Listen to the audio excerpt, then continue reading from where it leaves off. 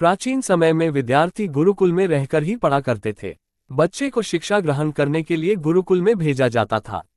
बच्चे गुरुकुल में गुरु के सानिध्य में आश्रम की देखभाल किया करते थे और अध्ययन भी किया करते थे। वरदराज को भी सभी की तरह गुरुकुल भेज दिया गया। वहां आश्रम में अपने साथियों के साथ घुलने मिलने लगा, लेकिन वह पढ़ने में बहुत ही कमजोर था। गुरुजी की कोई भी बात उसके बहुत कम समझ में आती थी। इस कारण सभी के बीच वह उपहास का कारण बनता है। उसके सारे साथी अगली कक्षा में चले गए, लेकिन वो आगे नहीं बढ़ पाया। गुरुजी जी ने भी आखिर हार मानकर उससे बोला, बेटा वरदराज, मैंने सारे प्रयास करके देख लिए हैं। अब यही उचित होगा कि तुम यहाँ अपना समय बर्बाद मत करो। अपने घर चले जाओ और घरवालों की काम में मदद करो। वरदराज ने भी सोचा कि शायद विद्या मेरी किस्मत में नहीं है, और भारी मन से गुरुकुल से घर के लिए निकल गया। दोपहर का समय था। रास्ते में उसे प्यास लगने लगी।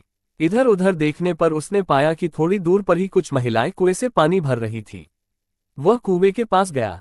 वहां पत्थरों पर रस्सी के आने जाने से निशान बने हुए थे, तो उसने महिलाओं से पूछा, ये निशान आपने कैसे बनाए? तो एक महिला ने जवाब दिया, बेटे ये निशान हमने नहीं बनाए। ये तो पानी खींचते समय इस कोमल रस्सी के बार बार आने जाने से ठोस पत्थर पर भी ऐसे निशान बन गए हैं। वरदराज सोच में पड़ गया।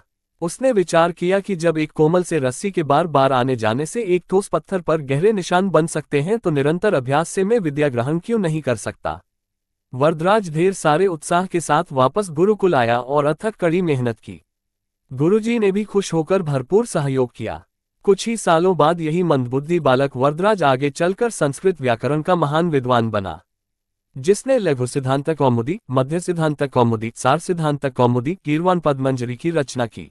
शिक्षा मॉरल। दोस्तों, अभ्यास की शक्ति का तो कहना ही क्या है।